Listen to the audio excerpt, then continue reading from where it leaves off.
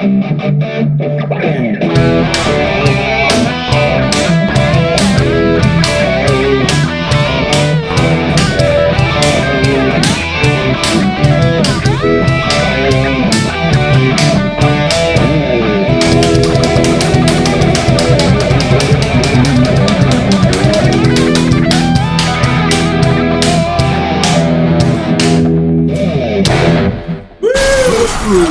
Talk.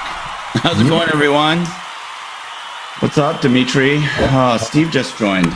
Pretty good. Actually, the AI recommendation for the intro song was "Summer Breeze" by Pease and Croft, 1972. Well, the reason being it's seasonal, and there's a reference in the song. Summer feeds through the smart grid line. So there's an IoT reference. It's actually not so bad. Really? Wow. Well, I gave him the prompt. We're running an IoT Coffee Talk podcast. We play a song. What should be the intro related to IoT and the date? And that's what he came up from. Sorry. And Steve heard that and decided to hide. Yeah. Hey, Steve, what's up? Another Friday at the beach, baby. I know. Wow. Yeah. Looks like it's a beautiful day. It is hot as hell. It's not. We are baking. That's why we pay high property taxes in San Diego, is because the rest of the country is steaming or boiling, and we have like 72-degree weather. Yeah, I know. There's a breeze at the beach, though. It was chill last night in the Bay Area, but we got the marine layer still this morning. It's still great. Oh, really? Yeah, it's gonna burn in a couple of hours. But yeah, we have it too. So, but at least we don't have that humid, steamy, nasty heat, right? That's true. So yeah, before we get started, thanks for joining, everyone. This is IoT Coffee Talk, the only IoT Coffee Talk show. I think one has the guts to do what we do. In the universe, yeah. Well, so we tackle the hard stuff. Yeah, well, I mean, and nobody likes to listen to hard stuff. So, but that doesn't mean that the hard stuff is valuable. Actually, the hard stuff is all that matters. All the other fluffy stuff. Okay, I want to say something to the trillions of people who listen to our show. You can talk all that fluffy stuff all day long. It gets you absolutely nowhere. Think about how many, so what's a good business? Get in a business of talking high level stuff that gets you nowhere and evangelize to people who will make nothing happen. This is, as mean as this sounds, it is reality. Remember my background. I used to deliver, the trenches. Right? Doing all the strategy stuff all the way down to coding. And I'm telling you the truth. I'm not sugarcoating anything. I graduated from all that stuff, selling digital transformation and saying all this like high level stuff. And there's value in it, okay, in being able to do it, but doing it well, but it has to be experience based. Otherwise, you cannot sell, you cannot design solutions, you cannot deliver without experience. And this is the thing. Every situation is different. This is what we've established on this show for the last 6 years. The topic of scaling has always been so interesting, and how incredibly misunderstood and misapplied, misconceived that it is. And so this whole concept of just genericizing stuff is not where you start. It's maybe where you want to get to.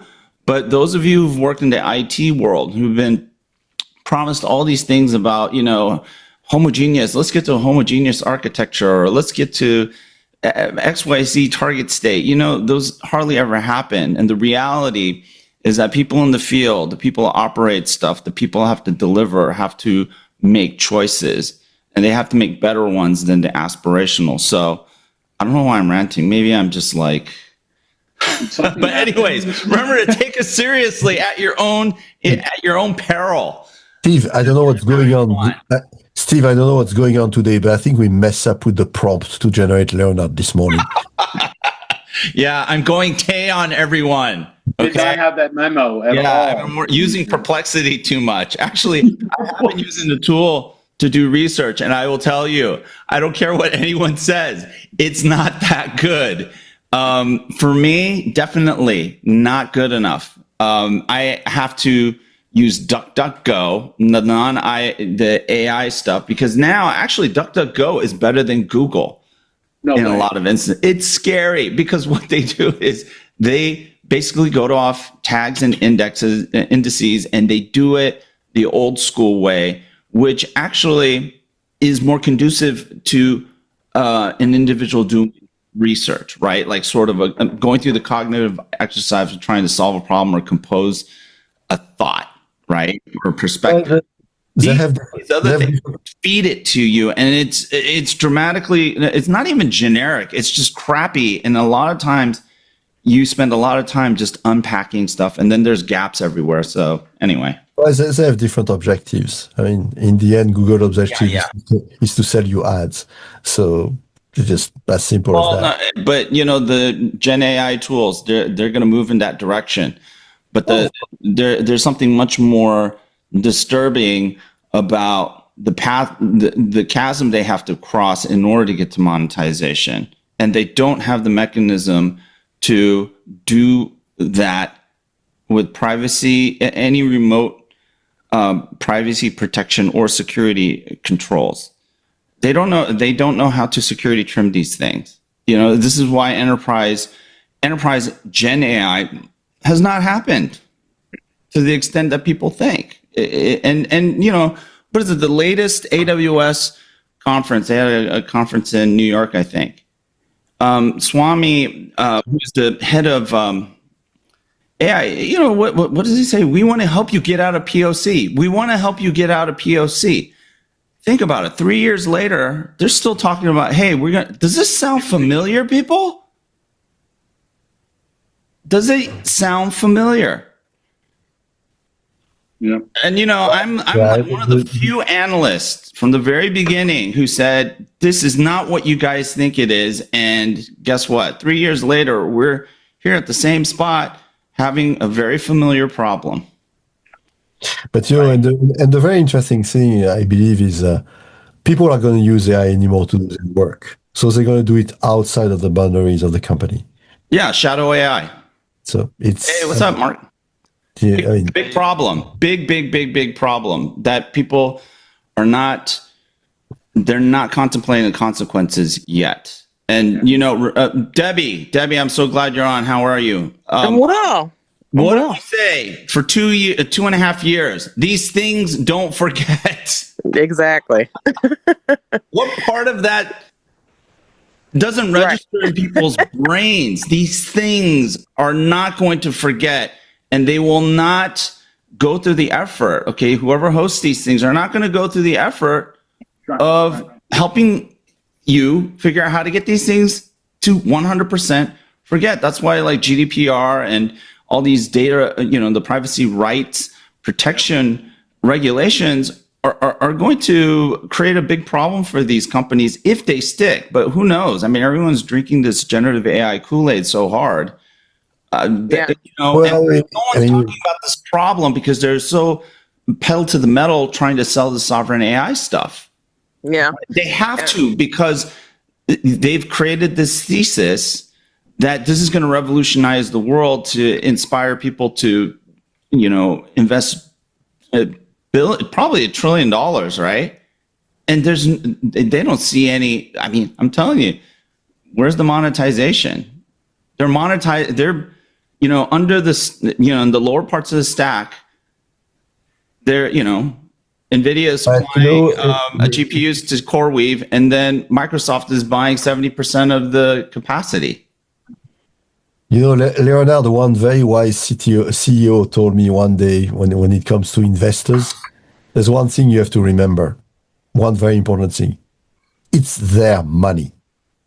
Yeah. They can do whatever the crap they want with it. If they want to waste it into stupid hype, it's their money. Yeah. No, but at a macro level, there are consequences because. Oh, yeah. And yeah, you're right. But we have to remember back in the day before, let's say, brokerage became democratized. Okay, and a lot of people are arguing. We talked about democratized last episode. So if you're curious of that discussion, you can watch the previous episode. People say, "Oh, democratization is great, right?" But then what it also does is what we've seen over the years is we've seen this discipline around the nifty 50 completely unravel, and now we have a gambling machine. It is a straight up gambling machine. Steve, I know you're a big crypto guy. You're making crap tons of money on that stuff, but it's a gambling. There's consequences for that, and I had to explain to my mom.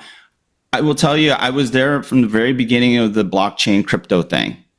I saw everything in the beginning, or not everything, but a lot of stuff in the beginning as an analyst looking at that industry, trying to figure out, okay, all these ICOs and these jokers that are going around saying they're going to save the world, how are they going to do it? None of them had any clue. Helium. Where did helium go? God. Last helium mobile meeting I went to, I had to take a shower as soon as I got out of there. I was like, I gotta go. I can't. Yeah. You feel like you're at some sort of like weird, friggin' cult event, right? I mean, for me, it's just that kind of stuff is like icky as hell, but there's people who are drawn to it, like. Listen, and now it's a fun crypto thing, right? Seeing where all these things go, where XRP goes, where all these guys, just to kind of see how crazy we can get. I mean, if I get up to $150,000, $200,000 a coin, I mean, they're derivatives on top of derivatives, kind of like how we went from LLM to MOEs to now the multimodal stuff, and then we went to agentic. We're at agentic now, and then they're throwing physical on top of it. And no consideration about how hard it is to actually do any stuff remotely well. No one talks about that. Secure, private. Yeah. No one talks about that. Responsibly. Absolutely nobody talks about that. Well, part of agentic is, and this points back to privacy, and the thing, I think we talked about this before, and this is kind of personalization. So agentic is just a dressed up coat on top of personalization. Yeah. And whenever you hear personalization, it just means that they want more data or more information about you. And so that may be one way that they're trying to go around some of the privacy laws by they're saying, we can have this agent do all these cool things for you, and then you're going to give us information that you would not have otherwise given them. So it's going to be interesting to see how that plays out. Yeah, but I think here's the really frightening dynamic, Debbie, is that before it used to be, in order to get someone's personal identified information as well as just data, period, the dark economy guys, the hackers and these guys had to depend on, like the Cambridge Analyticas and the data leaks, right? The digital marketing guys, the data brokers who are going around selling people's information. They had to rely on that. It's going to be reversed now. Now that there have been so many data breaches with Social Security numbers and everyone's medical records and stuff on the dark web, it'll be the other way around. You'll have all these guys trying to figure out, how do I monetize agentic AI? They're going to tap the dark web. But I think we have to, because you know what? If they can't make money with available data, they're going to tap whatever it takes, because the chase for return is on. But I think a comment on this, Leonard. I think we should be, especially in this show, we should be more descriptive, more accurate. Because when you say personal data, people are going to think, oh, my home address, my social security number. What is happening at the moment is much, much beyond that. It's not just personal data, it's surveillance. It's surveillance at scale. Those systems spy on you and capture data about your behavior. And we had this conversation in last show, and my vocation was, first, advertising should totally ban. But if you don't totally ban it, at least behavioral advertising should be totally banned by law, because these systems are basically, and that's why I said they spy on you. They go beyond knowing your social security number and when you leave. They already know that, but now they look at what you do, they look at pattern, and they craft some communication just to make you buy more stuff. Exactly. I'm sorry, Bob, you're on mute, but you definitely caught that in my natural. I didn't do it on purpose. No, I'm not on mute. Purpose. It's my Italian, but yeah. It is. Yeah. It was manipulation, right? So, a manipulation at scale. Mm-hmm. But it's manipulation based on surveillance, because in the past, if you wanted to manipulate people, you had to be in front of them, have a conversation, and use language tricks. Now you just, make them visit your website. It's horrible. data that you don't know that it exists. Not that it exists, that even you don't understand as yourself. So probably they have your psychological profile. That probably you don't know that well how you are or how you behave in specific situations, and they know. So it's data that actually you don't know how you behave sometimes, and they have it. Here is a startup idea here is to actually create agents which are totally personal, analyze you and gives you this information. Hey, you should be careful because by doing this, you're displaying that which somebody's going to capture. So use this as a defense against the system. But you need a holistic system. Who's going to pay for that? Yeah, trust is falling apart. And then that's where we talked about last week. Government has a role. And somehow we have to establish, sort of a broadly trusted institutions, whether they're a government or what have you. And maybe the blockchain crypto guys will start bringing up, distributed DAC or some crap like that.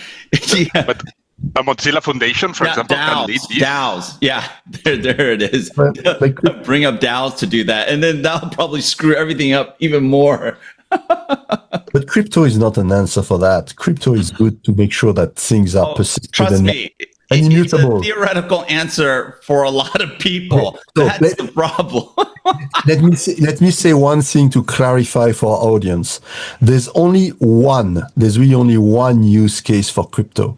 The only use case is immutability. That's all it is. Crypto is a technology not to make money. It's a technology that can give you a certain level of guarantee that something will not be changed in the past. Something that crypto is different. The blockchain technology is what you just described. But crypto is just a fantasy on top of blockchain.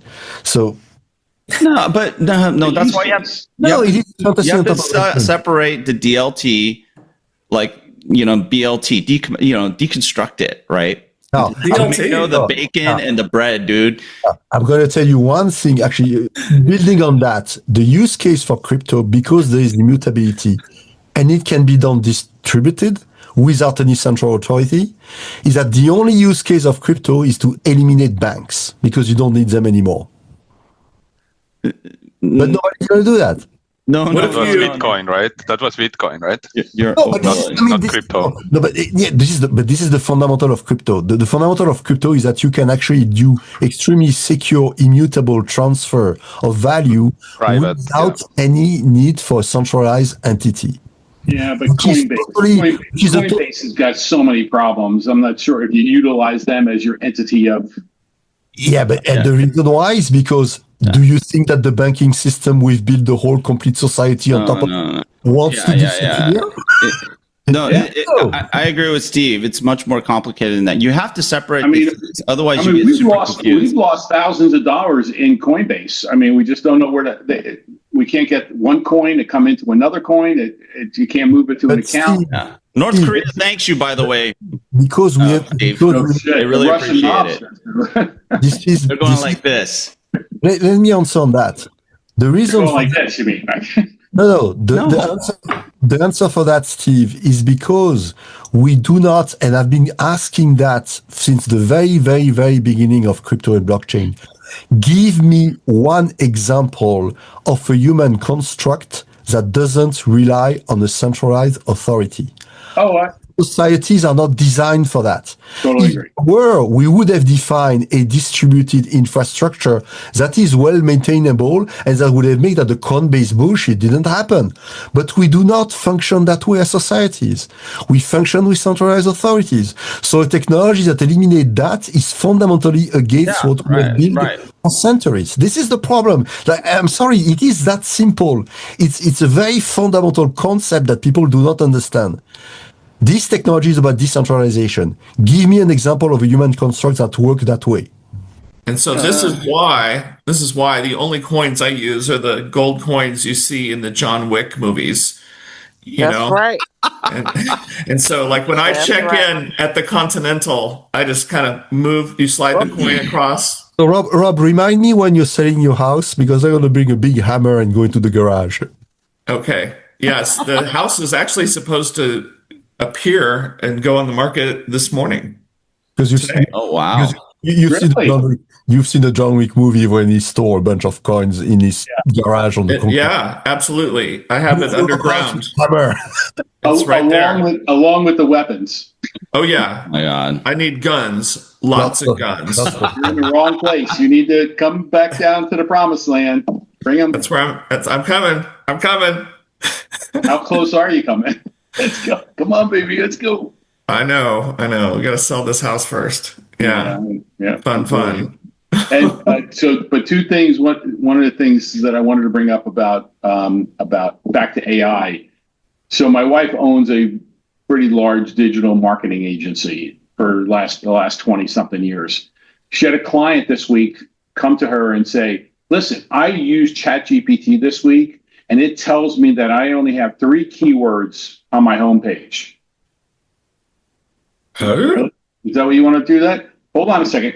Denise goes like this, comes up. You have 350 keywords on the homepage. But if you want to believe ChatGPT and go with that kind of information for your business strategy, your marketing, go-to-market strategy, go for it and conquer. We're the wrong firm for it because you know more than I do because ChatGPT knows. Oh, no, I love it. You know what? Let everyone else run their business off of hallucinations. I'm all for people using it. Go ahead, knock yourself out. Analyst firms, use it. And then make my life easier. And eventually I will take all your friggin' business because you're completely, not only are you lazy, you're putting things out that are completely detached from reality. And that's good business. I mean, we're already seeing posts. We're seeing posts on the LinkedIn machine where it's like the death of consulting because of ChatGPT. Yeah. Companies don't need consultants anymore because all their projects fail anyway. Yeah. It depends. If you are in the variety of consulting where you're just making crap up, yes, you are an endangered species. That's what I wanted to say. There's a lot of consultants that actually will be eliminated by ChatGPT. God, I hope it comes soon. A lot of them. And then, hey, Leonard, by the way, as it relates to it, have you had any clients in NextCurve say to you that you needed to add a AI generated clause in your agreement at all? Like what? Like your stuff is not. We have had clients, and we've added it now to our contracts, where we have to disclose to them if any reports utilized any AI engines in what we reported to them. That's great. I don't think I need to do that because people know that I wouldn't do that.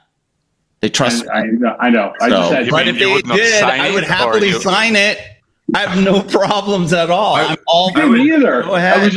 I can't say that for other analysts. It had something to do with their insurance, with their products. I totally expect this. I expect that to be widespread, actually. That started like 2 years ago on Amazon. If you're an author and you publish books on Amazon's KDP thing, they added a checkbox. Did you include any AI-generated content in your book? Now no one does it. They're just like friggin'... But you guys, we chatted about that, I believe, last week or a few weeks before. But the problem is people are lazy. That's true. They're trying to use AI to replace things. And I think we very specifically spoke about that. I use it a lot, but I use it as an assistant. I iterate with the stuff, and there are a number of tasks. Actually, I'm gonna be with Rob on that, where he mentioned a few weeks ago that he developed a new project and coded this whole AI agent infrastructure using code generation. For code generation, if you act as an architect, you can do some actually really, really great stuff with it. But if you just think that you're going to drop 2 sentences in a prompt and it's going to generate a fully reliable, robust, scalable, resilient system for you, no. It's like everything, you have to do the hard work. But if you use it as an assistant on task, it is actually very, very good. So if you're building a report and you want some portion of it to be done by AI because there are like 100 pages of document to scan and actually extract the keywords. By the way, Steve, I think in your example, the guy doesn't know how to use ChatGPT because he probably only crawled the front page and not crawled the whole website. So that's exactly a perfect example. Is you get an idiot that just ask one question ChatGPT instead of look at the website, make sure you crawl the page, give me the count of the page. But that, you know what? The thing is it should be able to do that because people believe that it will give them the right answer. Here's the problem. No, because you know what convenience is? Convenience and why people love it so much. Convenience is basically a nice way of saying to your customers, your ass is lazy. So we came up with something that'll allow you to cater to your proclivity to be a lazy ass. I mean, that's but look at the stats. Look at the stats that came out about education and the use, and how many students are using every form of AI for putting in papers and documents and all this stuff in school. These guys have no brains. They can't figure shit out themselves. No, but hey, Steve, I'm gonna take the side of the students here. Okay, go. Yeah, my point is the following: if they were not asked to solve stupid problems that have already been solved and documented. So it's the education. I think it's actually great for me, AI in the education system, because it's going to completely destroy the way we do education, which is completely stupid. We ask students to learn some stuff and repeat things that have been done for decades. We don't ask them to absorb and work on new, innovative, critical thinking aspects. That's not the purpose. Great. If AI can make surface the fact that the education system is overall wrong, good. You leaving? I just talked to... I got to jump to another call. Oh, man. I might be back. You never know. Okay. See you in a bit. I know. I've previously taught post-grad and was an adjunct at the law school and all this stuff. So at Georgetown University. And AI doesn't bother me because the question I ask, AI cannot answer. So exactly. I'm not asking you stuff like George Washington cut down a cherry tree. I'm saying, what is your thought about X? You know what I'm saying? And so AI will give you the same-ish answer, and it won't be able to answer the type of question that I would ask. So for me, I don't care. I'm like, try it. I'm 100% with you, Debbie, because all the others, and there are many, many, many who actually teach and then ask some stupid things. Yeah, they're gonna get the answer from AI. But look, you need so education is about fundamentals, developing knowledge and going through cognitive exercises, right? Human cognitive exercises. To say that you come out of college or university or grad school or you're in grade school innovating, there are other activities to foster that side of the brain, right? And other exercises for that. Here's the other thing that I think we need to be very cautious about regarding education. It's not about productivity. It's about friggin' learning. It's not about learning how to use a tool. It's about learning how to ask really great questions at the end of the day, so that you don't just have this tool that you have no idea what to ask it. You're just going to ask a bunch of generic questions. You're not solving problems, and this thing is not going to be able to help you the way that you think it can, right? And so what's so dangerous right now is the absolute discounting of the human brain. When every piece of evidence points toward this thing that we have in our head being supremely more powerful, more efficient than any of these massive supercomputing data centers, which have a different purpose, right? But that doesn't sell shovels, though. Well, yeah. And I would advocate that there isn't a lot in the education system as it exists today that actually develop this critical thinking with the students. And now, right. Why? And now there's just another. That's why I'm saying there's now a tool that's going to be making the illusion that we're educating right. Because we don't want to invest in education. Okay, culturally, we're starting to unappreciate it, and then we have educators who are under a lot of pressure that need convenience, not for being lazy, for them to be more productive and to be able to exercise their art. And I'll call it an art because we like to vilify teachers for some reason. It is the most unappreciated gig in the world. I mean, I think we all need to think back to when we were sending our kids to school and what these folks do for us, which is number one, babysitting, okay, so that we can go to work, which I'm serious, everybody seems to forget in the US. We send our kids to school so that we can go to work, and then they deal with these kids' weird attitudes in a classroom of 40 of them or 50 of them, and we don't even take our hats off to them. It's friggin' horrible what we do. And then we want them to subsist on a friggin' fryers at McDonald's pay. And this is more of the problem than even AI. The root cause of that, Leonard, is what you just said, is babysitting. We don't give a shit about education is the root. Yeah, that's the point. Because I remember when I grew up, I was 5 years old, and when we had a question at home we couldn't answer, and we didn't have the encyclopedia, we'll go to see the teacher because he was the source of knowledge. Or you go to the library.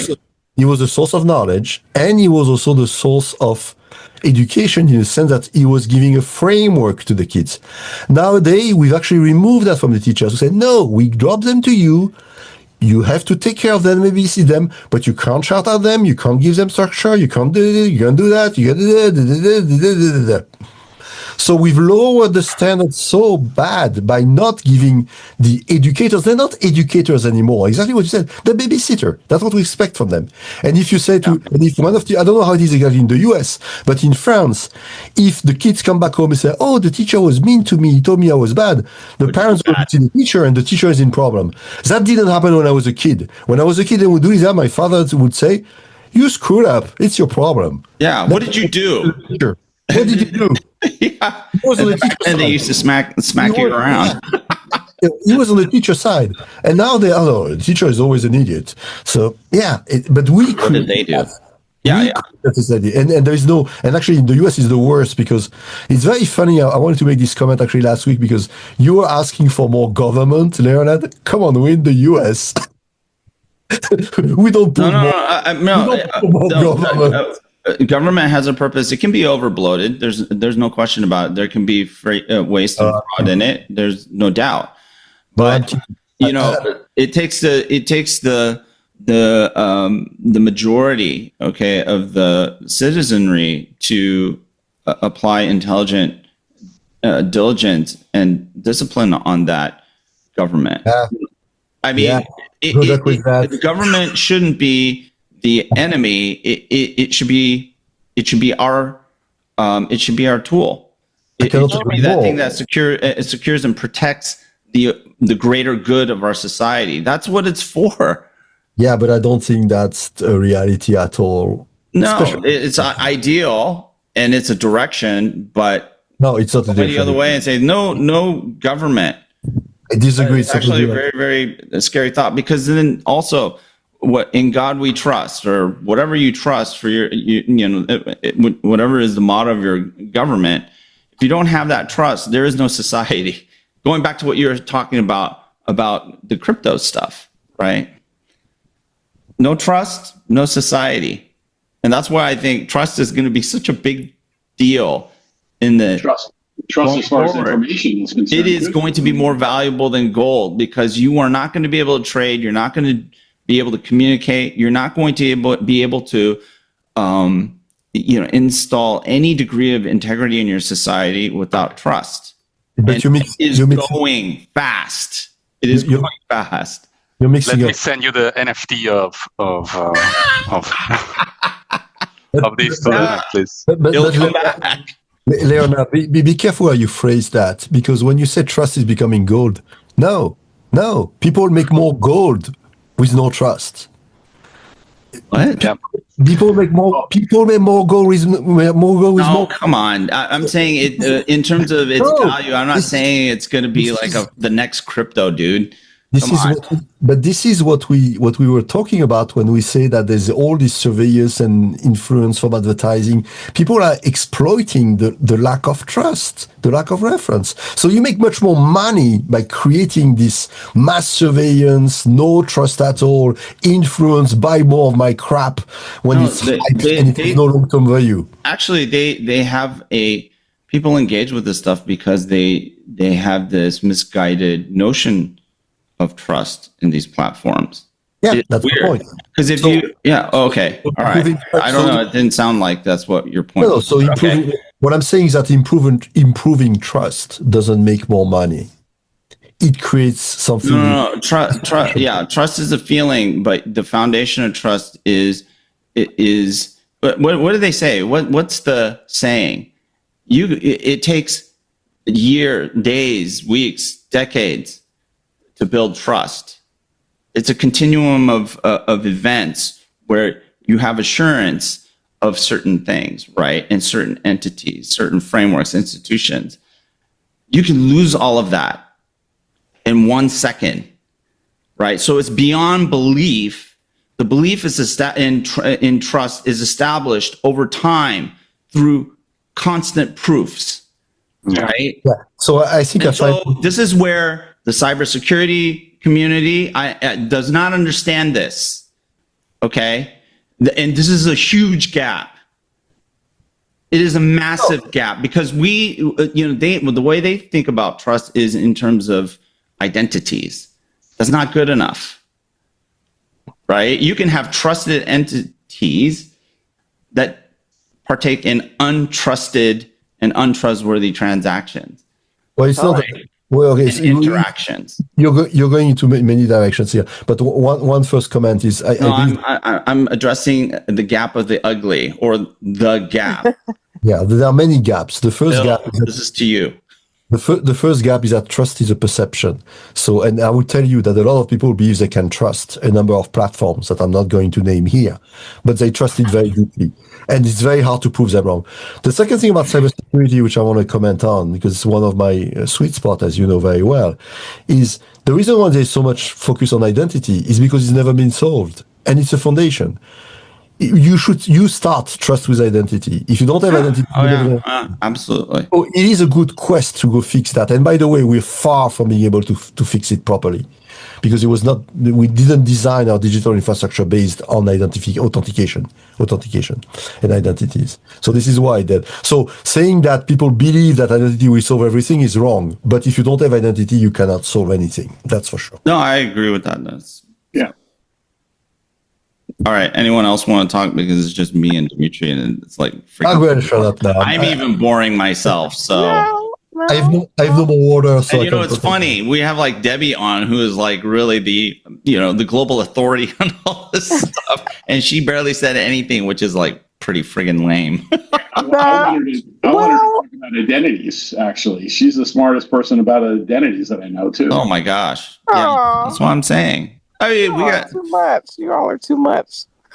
I would say, I gave an example. I was on a podcast yesterday, and I gave an example about kind of in terms of data and trust, and kind of why it's an issue. Like protecting someone's identity or their information that they give you. To me, that's table stakes, right? You're just supposed to do that. So people want more than that. And so the example I gave was, GM had got in trouble because they were selling people's car data to insurance companies, and people were getting their insurance rates go up and stuff like that. And that story came out from the New York Times, and I read through because I was studying at the time around cars and, IoT and other stuff. But, there are people on that site that said, our family has been buying GM cars for 3 generations. And now, because of what they did, I'll never buy another car from them. Right. So that is the problem. Right. Even if what they were doing wasn't quote unquote illegal, their customer didn't like it. And so I'm like, why lose $1 trying to chase a dime, in my view? Right. That's a problem. Yeah. Oh, I mean, it goes back to something that Rob and I talked about 10, 15 years ago. You shouldn't have to pay for a car. Cars should be given to you for free because of all the data that they sell, and they make more money in the back end selling the data than they do on the car. I agree. Really? No, that's the wrong way to think about it, because you're saying to people, give away your data, you get some free stuff. Yeah. You should be educated. You should not give away your data. And by the way, you're going to have to pay more. But well, actually, it's a good model if you keep everyone poor. Oh, it absolutely is. I mean, here's the other thing. Aren't we? Sorry, I'm going to shut up. No. Here's the weird thing. I did a study on autonomous vehicles and all the economics of it all. It's funny. Everyone just assumes everyone is upper middle class, makes like $150K a year type of thing, But the thing is, does anybody know any like quote unquote regular Americans and how they live? These people have to fundraise. Okay, these folks, Americans, okay, have to fundraise because they can't pay for healthcare. Okay, these people are doomed to die. If you don't have friends or you don't associate with these clouds and you don't get out of this sort of techno-elitist mindset and then see the humanity, you're never going to develop any kind of empathy for what most Americans go through. And it's fucking miserable. Okay. Yeah, but isn't that a so many direct friends. cause? Right. But my point is that everyone in the tech bro universe thinks everyone is like a friggin' billionaire, and that they're going to be able to spend $60,000-$70,000 on a friggin' vehicle. They can barely repair their own cars.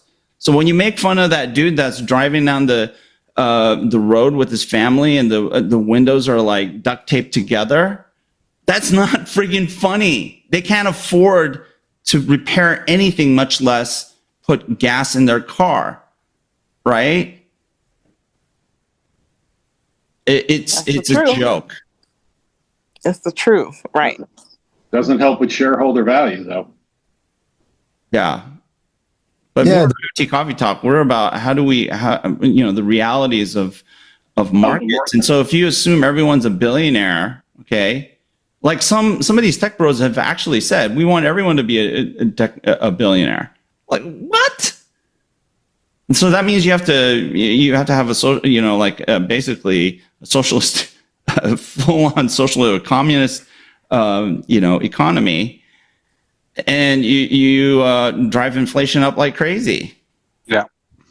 How does that make any sense? But when you see some of these reports, it's like that's the assumed assumption set. If you look at the number or the talk track, and we're not solving any problems doing that. We're actually creating more. We're distracting investment away from things that actually help us advance in the physical real world. We're floating and creating virtual markets that actually don't create any economic value, and that should bother the crap out of everyone. How do you run an economy on fake stuff? But we covered that topic on many occasions now. That the issue is that the Doesn't only mean that we can't bring it back up. It's not like everybody. but we don't. Like a No, but 200 yes. But the only way to change that, because what is the incentive? I mean, the thing is, what is the objective of investment? It's making more money. Period. I keep on saying that in MBA, we said the teaching of MBA is increase revenue, reduce cost. And there is no, it has to be with giving our kids an education place. It has to respect the planet. No. It's increase revenue, decrease cost. Increase As long as this is the measurement model, it's the same thing with investor. You heard me saying about the fact that I do believe that the biggest flaw in the capitalistic system is that when you're an investor, the only thing you're risking is your money. Profit is what you're trying to say. Practical example. Volkswagen cheated for 10 years by polluting the planet with their diesel hiding emission system. Look at how much money the investor in Volkswagen make in those 10 years.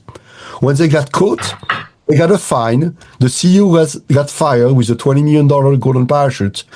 And the fine they got was offset by the next quarter of profit. What do you expect to change in society? Absolutely nothing. If we had gone back to those 10 years of investor and said, you guys are going to pay a 20% tax on what you made because you invested your money in a company that screwed up the planet, I'm telling you, the world will change. And who makes that decision? Governments. I was about to say, I didn't want to say it. Which we don't want more of. So again, I mean, this is bullshit, but I mean, we've been talking about the scenarios. The only thing that can change that if you have a willingness at a certain level of leadership, and if you have a vision for values different than making more money. The only value we have in this world, it's not just the US, unfortunately. Some countries are resisting in Europe, maybe. Some countries have different models like China and Russia. But the only real value, sorry, human beings, it's making more money. That's why things are falling apart in the world right now, right? Because everybody wants to be able to pursue it. They don't want a single party like the United States to be sort of the singularity absorbing all, the fruits of value created in global economy, right? I mean, I put out a chart a while back that what I tried to do is get people to understand the inequity in GDP, global economic growth, and how it shapes the perspective of different regions. Like, for instance, in the United States, we don't understand that Europe, for the most part, including Germany, has literally stagnated for a decade and a half, whereas the US economy and the Chinese economy have, grown in very large double digits, like 50%, right? Even more for China. So, and that is an outcome of a lot of the consolidation and globalization that's happened. And now, when all that falls apart, then we're looking at a very different universe. Even with 6G, like everyone's talking about how can we even keep this stuff together? Is 5G really the last global standard for mobile? And how do we establish leadership, especially as China is going gangbusters with it? And then we're still having some of the most ridiculous, stupid discussions around mobile wireless technology. Open RAN was one. That went nowhere, right? Now we have AI RAN. Huawei, ZT, I'll tell you right now, they're thinking about this stuff is much more advanced than our thinking in the West about this stuff. We're amateurs. Yeah, they're long game all day. People do not even have a clue. Okay, all these guys and people who go on the media talking about how they know Huawei, they do not freaking know Huawei. They don't know what these Chinese firms are able to do. Okay, and then their views are often super biased, right? Which doesn't help your strategic thinking around, and then that lends to suboptimal policies. And look what's happening with the CHIPS Act. What a shit show. And this is something I've actually warned about since it came out, even though I was getting a lot of pressure from people to say good stuff about it, I gave out warnings. If this is going to succeed, it needs to do X, Y, Z. And they went the complete opposite direction. Now we're seeing all of this stuff unravel. So, it's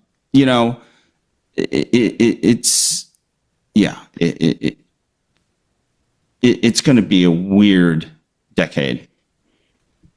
It's going to be a very weird decade. And the thing is as like for me as an analyst, I have to come to grips with it, and so a lot of it doesn't even make any sense. Do you know what I'm saying? Is like as an analyst, how do you triangulate on where things are going when everything is just completely contrived, non-fundamental based, like crypto? That's why I don't go deep into crypto, because it friggin' makes no sense. It's like you have to watch their news to see what kind of influence or narrative they're trying to gin up to get these, sort of naive folks going in and jumping in. Yeah, exactly.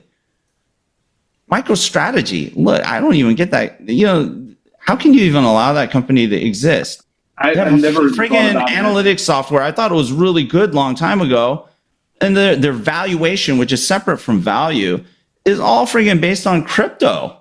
Yeah, but I mean, let's go. You bring up a great point on macro. I mean, is anything looked at as macro? I mean, you brought Huawei up in that, but you look at crypto. I don't care about the macro side. I'm looking at it from how much freaking money is in my pocket. All about narrative, just like Wall Street has become about narrative rather than fundamentals, right? And so, Dimitri, to your point earlier, there's a departure from this mindset of investment. Investment is more of a long-term sort of value-based. You're trying to pursue No, gambling is a different thing. Gambling is you don't care. What you're doing is you're rolling the dice, and you're rolling the dice on whether or not that particular narrative is going to allow you to take advantage of a certain technical movement. Right. I don't disagree. And then they call that day trading. There's a utility on it, but if the entire corpus of gamblers are trying to make the market, it's kind of but I mean, how many people that invest, think, okay, I'm going to buy this stock. Let me look at their 10 years of past history and for myself a vision of what's going to happen in 10 years, and do they have the right values, and am I going to invest into that? How many people do that? They don't do that anymore, but they used to. Yeah, they used to. Yeah, right? I know. Because Warren Buffett was probably the last one. So, well, here's the thing. Here's the thing that's Marc, you brought up a long time ago. It's like, how is crypto any different from stock? Stock is based on a company that generates real value, and that is translated into this thing we call profit. Profit, right? Revenue. But not anymore. Yeah, it's not like that anymore. It's this whole meme mentality, and then now it's narrative based, just like crypto. And this is where, Marc, you were right. But but it has to do with the investor's mindset. It doesn't have to do fundamentally with the instrument. Leonard, let me explain another use case that it's frightening the USA at the moment related to crypto. So Europe is about to launch the Euro digital coin, okay, and China already did that. So what's going to happen in the short term is that Europe, it's going to test and probably force payments under this digital coin, instead using Visa credit card or MasterCard or American Express or whatever. That means that the money goes from a European credit account to the US, change to the US dollars, and then change back to European account. And that's one of the part on how the dollar works, right? Because most of the money goes to the US before going to the final destination. Okay, so you need to understand that your economy is based on that. Okay, China is testing this, so telling to companies, don't pay me in dollar or yuan, just pay me on this crypto thing, which is managed by the government. And Europe, it's going to do that by the European central bank.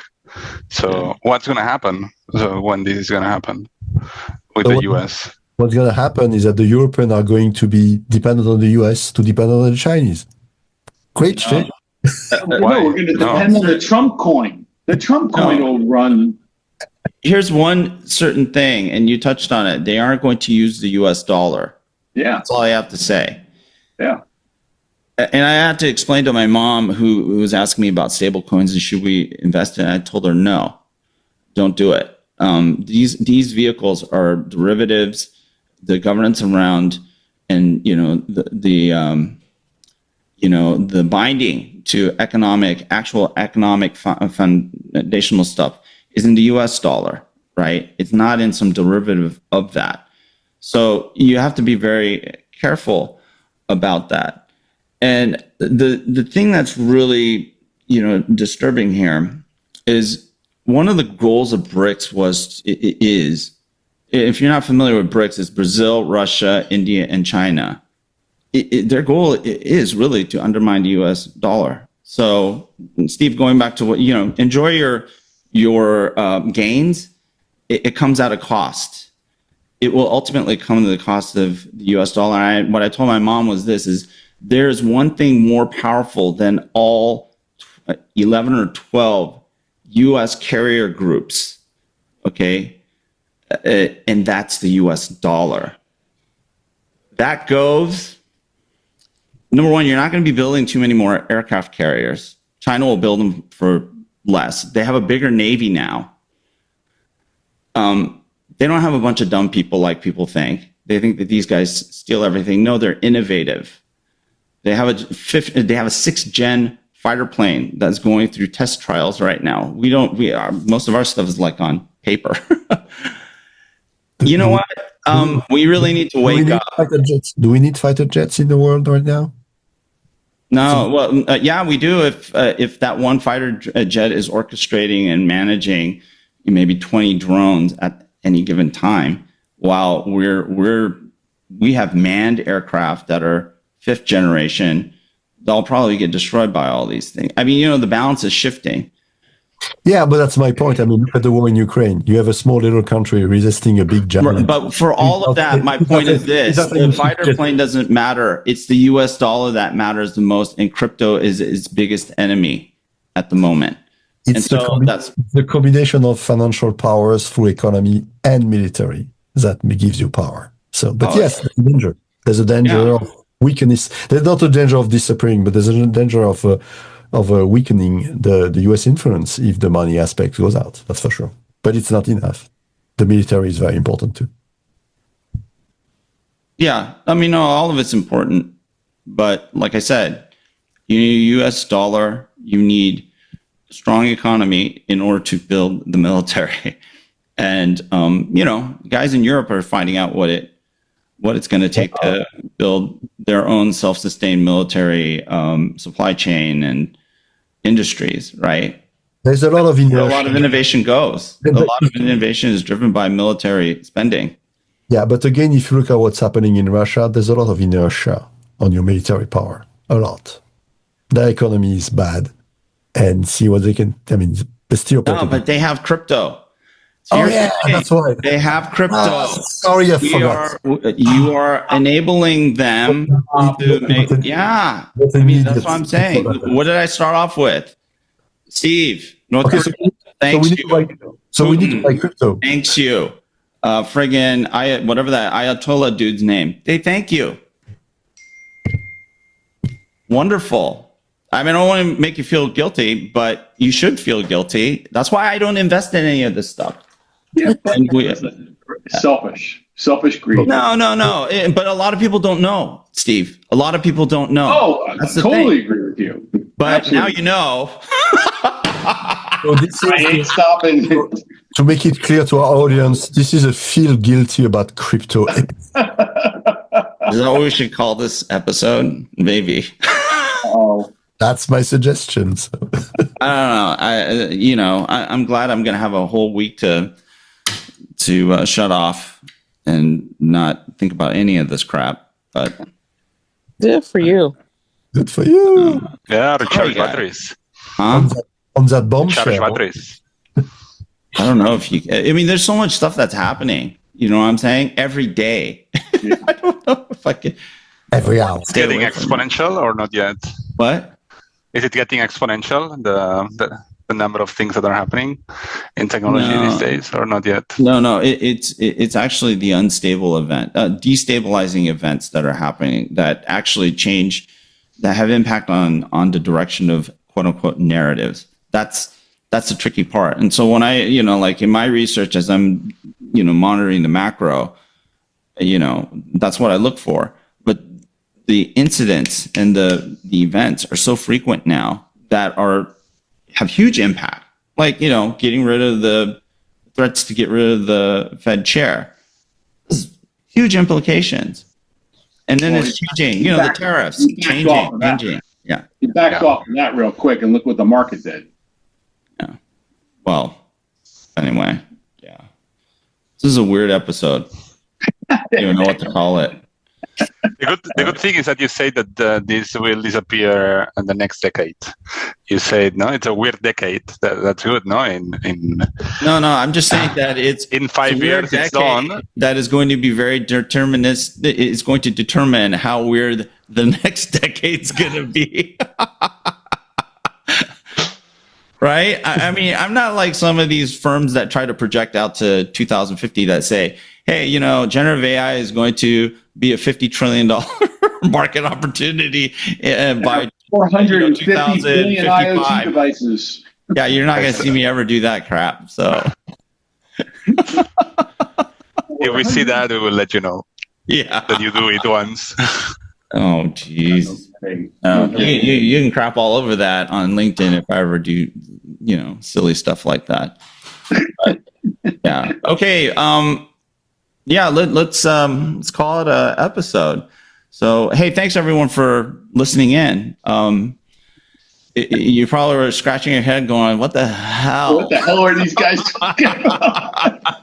But we really appreciate your listenership and viewership. And remember, take us seriously at your own peril. I think we've been doing this for 6 years because we think it's important to have substantial, real conversations that are honest. And I think that's really paid off in a lot of the perspectives that we now have archived and are almost, actually, this is 270 episodes, right? And so, yeah, don't just listen to this episode. Go back and listen to some of our former ones and get an idea of the lineage of how hype cycles are playing out. Several have since we've done, we started IoT Coffee Talk. And there's a lot of lessons to be learned.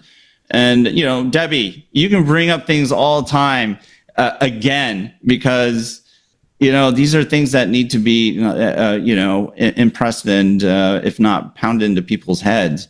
But we're all here to help the IoT community, but the telco community, the tech community, to drive the application and use of technology in a much better way. And so hopefully it's been an insightful and helpful episode for you. And so remember to subscribe, like, share, especially your thoughts. Would love to hear what you guys think. And also consider donating to Elevate Our Kids. We're going to be, we're considering changing our charter a bit because it seems like people don't, they honestly don't care about helping, kids, I think. But we're going to try to pivot a little bit so that we can make sure that the donations and charity is able to address problems that people apparently care about. So we're in the process of revisiting some of the direction there. But fundamentally, we want to help kids K through 12 in underserved, unserved area, communities, and there's a lot of them, more and more, especially with these natural disasters. So, consider donating at www.elevateourkids.com, and Yeah, and if not, just if you're not into charity and you want to, tax write-off or whatever floats your boat, then pick up a IoT Coffee Talk T-shirt, and we have a lot of merch. So just go to the site and you have links to all that stuff. So yeah, thanks for listening in, guys. It's always fun. I know this was probably like one of the darkest episodes. I don't know about that.